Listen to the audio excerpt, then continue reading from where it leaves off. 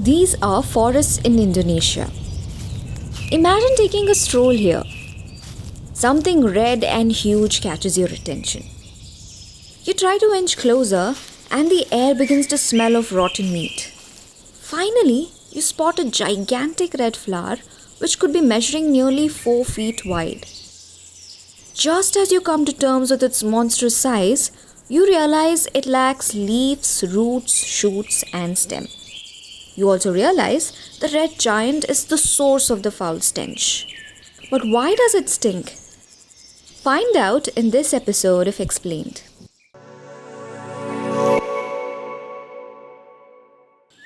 Monster flower, corpse flower, stinking corpse lily. These are nicknames belonging to the bizarre red giant, which is a member of the genus Rafflesia. A Rafflesia flower from West Sumatran forest was deemed the world's largest flower in 2020. It measured 3.6 feet in diameter. Rafflesia is named after Sir Stamford Raffles, a British colonialist who led an expedition in Sumatra, Indonesia in the 19th century. A member of the team, Dr. Joseph Arnold, collected the specimen and sent it for analysis.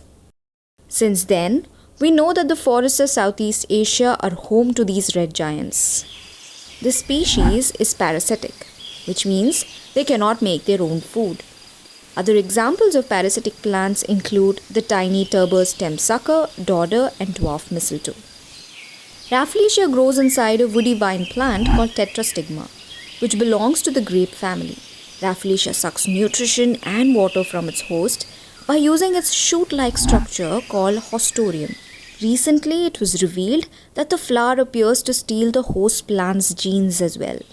Rafflesia is also known for being stinky. But the carrion flies love them. These insects are attracted to strong odor like the ones emanating from decomposing bodies. By smelling like death, Rafflesia lures carrion flies and deposits pollen on them, thereby helping them propagate.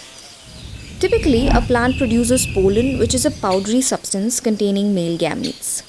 Transporting the pollen to the female plants are either wind, insects, or birds. Rafflesia's pollen, on the other hand, is a viscous liquid. Once dried, the pollen sticks to the backs of the carrion flies. Once the fly successfully deposits the pollen into a female flower, it produces hundreds of thousands of tiny seeds. These seeds end up colonizing the host, Tetrastigma. But how it accomplishes that is still a mystery. Some scientists believe squirrels and small animals carry the seeds. There are other questions too. Scientists don't understand why Rafflesia is monstrous in size and why they're so different from other flowering plants. Despite its size and odor, Rafflesia has a short lifespan. The flowers survive for a week before rotting away. Rafflesia is endangered. They are under threat due to loss of habitat. What's worse, these flowers are rare. This is because pollination needs male and female flowers to appear at the same time.